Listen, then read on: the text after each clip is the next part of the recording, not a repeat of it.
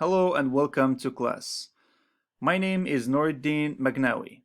This presentation is intended for the PIDP course 3240 Media Enhanced Learning. The subject of this presentation is cybercrime, its types, magnitude, and impact on Canadians. So at the end of this lesson, you should be able to first, define cybercrime and its types. Second, identify the criminal code provisions that criminalize cybercrime activities.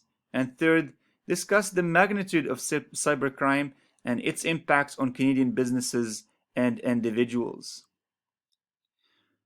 Significance of this topic stems from the fact that cybercrime rates has increased remarkably in the last few years. For example, in 2018, police reported incidents reached 33,000. 50% of those incidents relate to fraud and 11% to child pornography. So the 33,000 represents 12% increase compared to the previous year. Also, 57% of Canadian internet users reported experiencing some form of cybercrime. However, I would like to note that these are police reported incidents, because in many times people are victims of crime, different types of crime, but they don't report it to the police. That's what we refer to as the dark figure of crime. So these numbers, even though are high, the situation could be much worse, because as I said, many times people don't report their victimization. We live in a virtual world. We spend quite a bit of time online, either shopping online or entertaining ourselves watching movies or videos or communicating with friends and families. For example, there are 3.8 million searches per minute on Google, 18.1 million texts sent per minute, 4.5 million videos are watched on YouTube per minute. So we do quite a lot online. And more than this, we shop online, and as I said, we communicate with friends and families.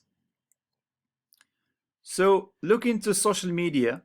We have access to different platforms: Facebook, Twitter, Instagram, and dozens of phone applications where we have to share sensitive information such as email address, phone numbers, and sometimes our addresses.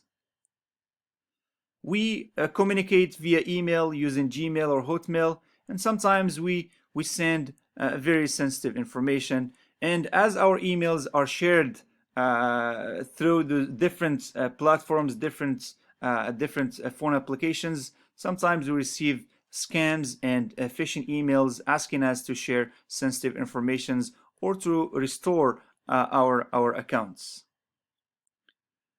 Also, in this last decade, shopping online has increased and flourished significantly.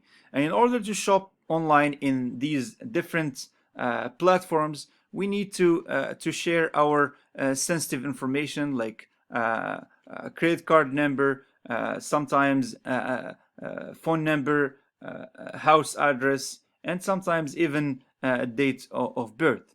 So as these companies become more and more targets of cybercrime, when they are exposed, then our sensitive information is exposed, and with that come the risk of being victim of cybercrime. We also do online banking, either using our smartphones or our computers. And when these companies, like credit card companies, are under attack, and those hackers, they are able to reach their databases, then our sensitive information is shared by them. And believe it or not, this sensitive information is actually traded in the underworld, in the crime world. Also, in order to declare our taxes or get certain services from governments, we need to create accounts. And examples of that is Revenue Canada. And sometimes we end up receiving phone calls from people claiming that they are calling on behalf of Revenue Canada, or sending emails as if they are coming from Revenue Canada, asking people to restore their accounts, or to share sensitive information, or to click on a link that will guide them to restore their accounts. And if these people believe these phone calls or these emails, then they become victims of cybercrime.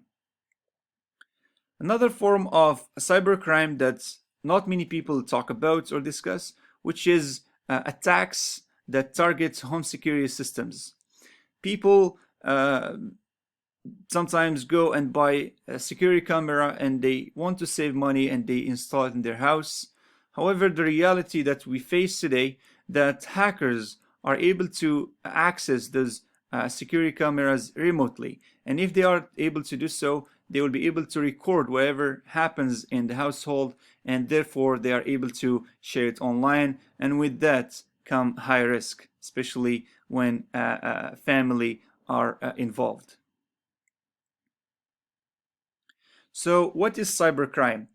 The RCMP interprets cybercrime and defines it as any action that uses a network, an internet, and information technologies such as a computer, a tablet, a laptop, to commit a criminal offense. So what are these criminal offenses? So cybercrime is defined in the Criminal Code of Canada. There are a number of provisions that name those criminal offenses and name also the sentences that are designated for them. So, for example, Section 402.2 discusses identity thefts and identity fraud, and discusses the sentence for it. Section 184 discusses hacking and the designated sentence for it. Same thing with Section 342, 380, 430, 430.1, and 342.2. I would like to note that these criminal crime offenses are considered as dangerous offenses or serious offenses. Specifically, they are called indictable offenses. Therefore, in case of conviction, those people who involved in these activities receive a minimum of 5 years in prison. So the types of crime, of cybercrime, are identity theft or identity fraud, spam, phishing, fraud, child exploitation, and sextortion. The RCMP divides cybercrime to two categories. The first one, where technology is used as an instrument. So basically, individuals who involve themselves in this kind of activities, they do money laundering, they do fraud, they trade and share child pornography contents. They basically use the internet to engage in these illicit activities. The second type is technology as a target, where people who get involved in cybercrime target certain systems and softwares that belong to governmental or private businesses in order to access their databases. So examples of this where hackers target databases of companies or even hospitals. So now we look into the magnitude of cybercrime. So in 2018, 57% of Canadians reported that they experienced one or more incidents of cybercrime. 48% reported that they received a fraudulent email or other messages from others. And 18% reported getting redirected to a fraudulent website asking for personal information. Again, I note that these numbers are what's reported to the police. The reality could be much more worse. Also, in 2017, Canadian businesses spent $14 billion on cybersecurity in order to develop systems and infrastructure in order to tackle and deal with cybercrime. And on average, Canadian businesses spend $16,000 to recover from all impactful cybercrime incidents. When we look into the businesses that suffer lots or more from cybercrime, we have the banking institutions where they take 47% of the attacks. Universities, they receive 46% of the attacks. And lastly, we have pipeline and transportation receiving 45% of the attacks. Again, when we look into the money that is spent by each economic sector, we have the pipeline transportation spending 131,000 in order to build infrastructure to deal with cybercrime. Same thing with natural gas distribution, 118,000, banking institutions, 87,000, and universities at the bottom with $13,000. So we have discussed the cybercrime, its magnitude, and also its types. So your awareness about the rate and severity of cybercrime is very important and will help you basically or guide you to develop the systems or security measures to protect yourself and protect your assets, and also to protect your family members and your beloved ones if they are acting or engaging online.